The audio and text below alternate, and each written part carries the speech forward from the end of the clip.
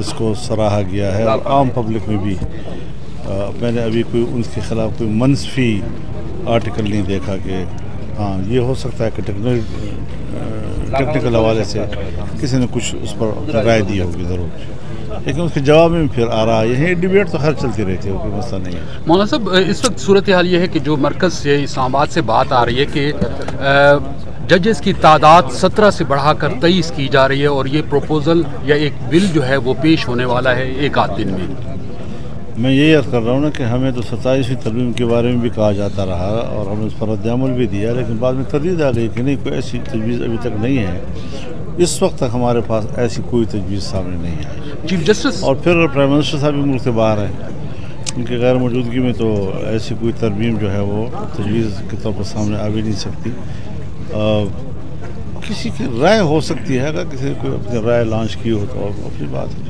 Chief justice صاحب کی طرف سے فل کورٹ اور اس کے بعد جو 8 نومبر کو اجلاس بلایا گیا ہے سپریم جوڈیشل کونسل کا، اور کچھ ایسی چیزیں ہیں جس سے حکومت یہ سمجھتی ہے کہ کچھ ایسا ہے کہ جو مقاصد جن مقاصد کے لیے 26ویں آئینی ترمیم لائی گئی تھی شاید اس کے اثرات کو یا اس کے اسباب کو ختم کرنے کی کوشش کی جا رہی ہے۔ اس کا کس کو اختیار ہے کوئی اس قسم کے تبصرے کرے؟ اگر کسی کا ہے تو اس کا معنی یہ ہے کہ وہ عدالت کو ایک فریق سمجھتی ہے کہ عدالت ایک کھلونا بنتے رہیں یا حکومت اور اپوزیشن کے بیچ میں تقسیم ہوتی رہیں۔ اگر عدالت ایسے اقدامات کرتی ہیں کہ وہ خود کو اس بحث سے نکالنا چاہتی ہیں تو اچھی بات ہے۔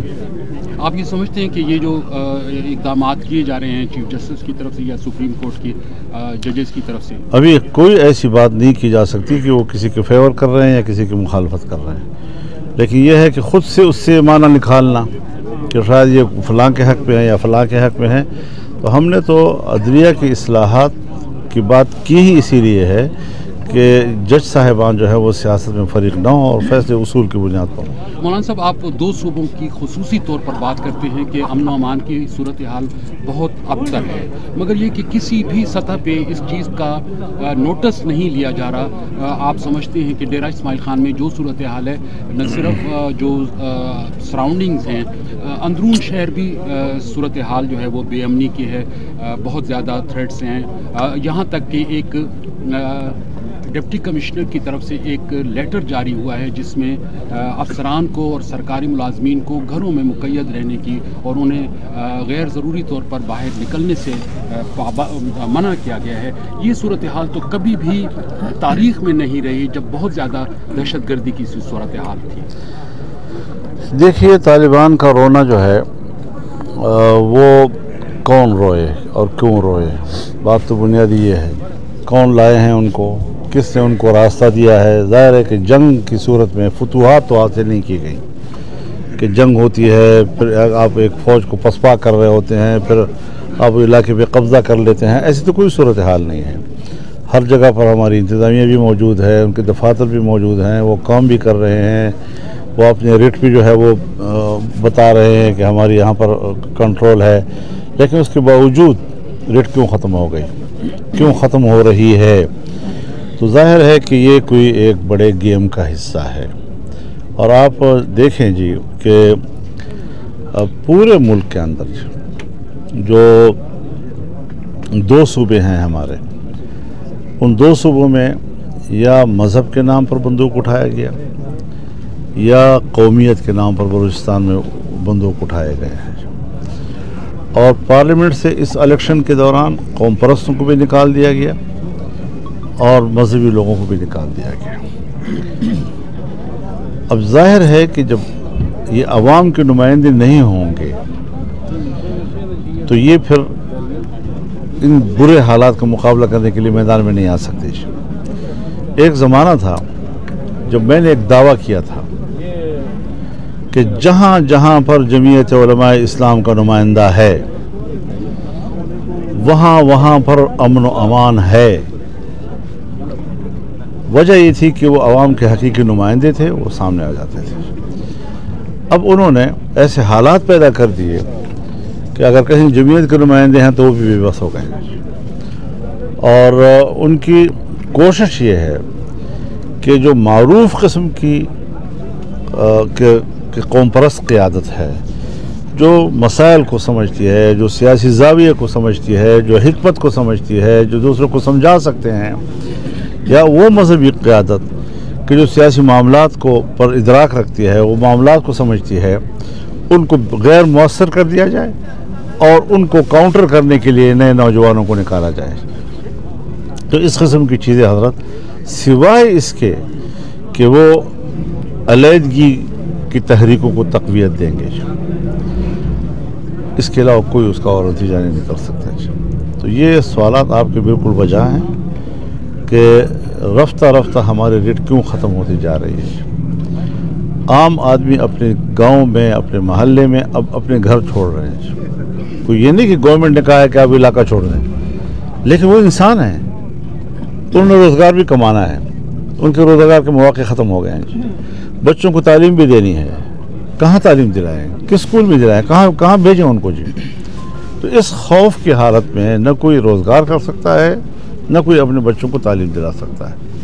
نتیجہ یہ نکل گیا کہ وہ لوگ خود بخود جو ہے وہ علاقے چھوڑ رہے ہیں اور ان کے حوالے کیا جا رہا ہے سب کچھ۔ مولانا صاحب، آپ نئے انتخابات کی بات کر رہے ہیں اور تحریک انصاف موجودہ انتخابات کو مان نہیں رہی، تو آپ مستقبل میں کوئی ایسی سچویشن آپ دیکھتے ہیں کہ نئے انتخابات کی طرف جایا جائے؟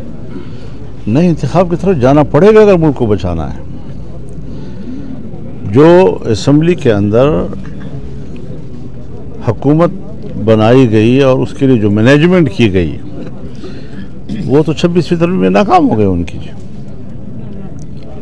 تو اس کا معنی یہ ہے کہ ان کا عقل و خرد جو ہے وہ ناکام ہو چکا ہے۔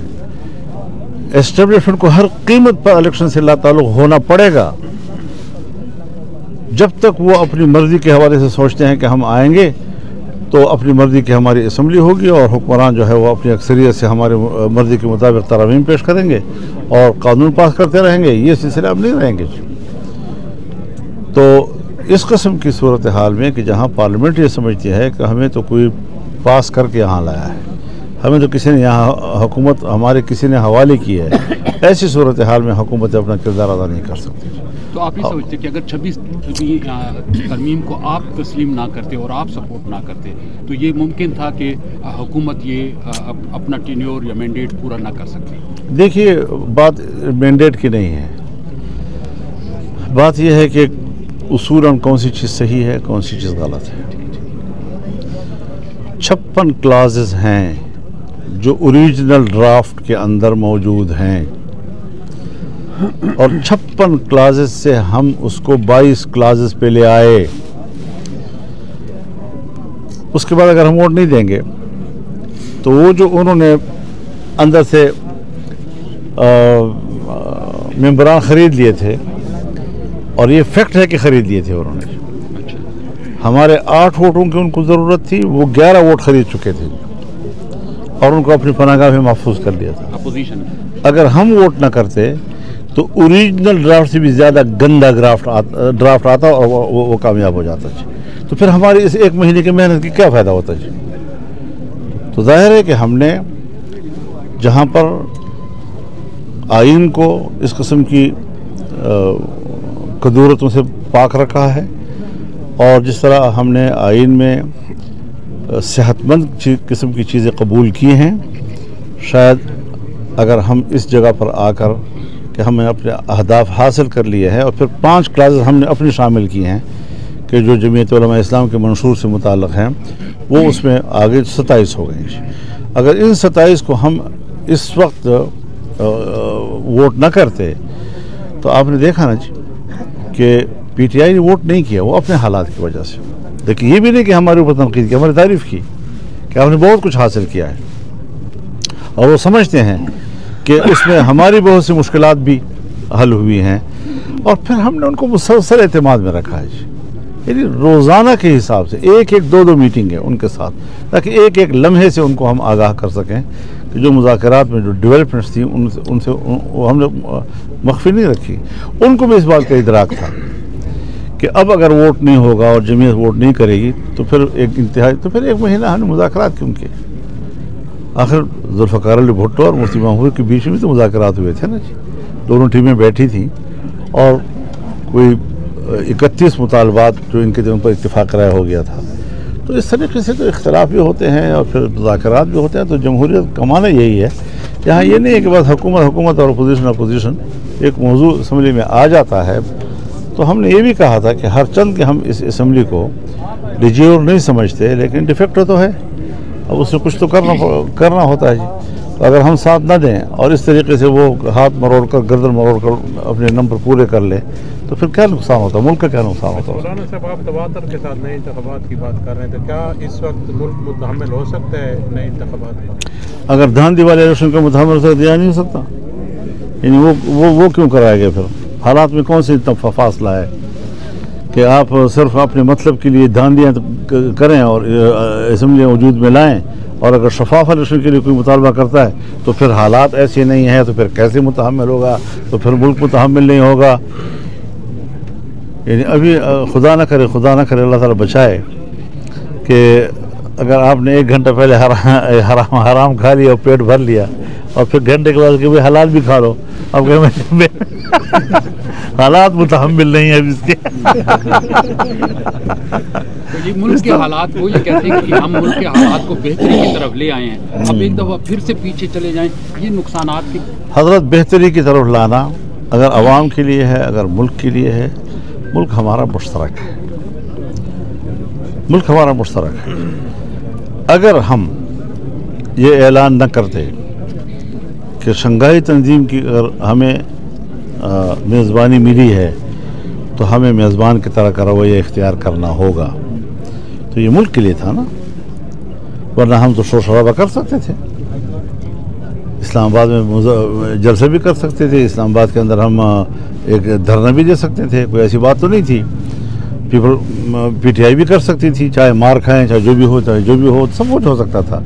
لیکن ہم نے صرف ملک کے لیے کہ ایسا نہ ہو کہ مہمان آئیں, مسئلہ اقتصاد کا ہو, پاکستان اقتصادی لحاظ سے کمزور ہے, اگر کل کلاں یہ لوگ ہمارے ساتھ تعاون کرنا چاہیں ہمارے معاشی مشکل کو دور کرنے کے لیے تو ہم ایسے مواقع کو ضائع نہیں کرتے. اختلاف کی بھی حدود ہوتے ہیں کہ کہاں تک جانا ہے اور پھر کہاں تک نہیں جانا چاہیے. عدالتوں سے ریلیف ملنے لگا ہے فوری طور پر. علیمہ خان جو ان کی بہنیں ہمشیرائیں ہیں وہ بھی باہر آ گئی ہیں.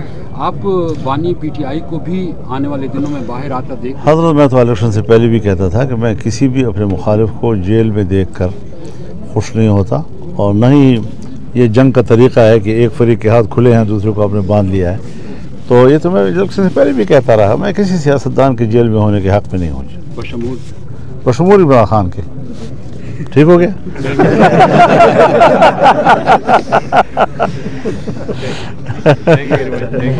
بڑی نواز.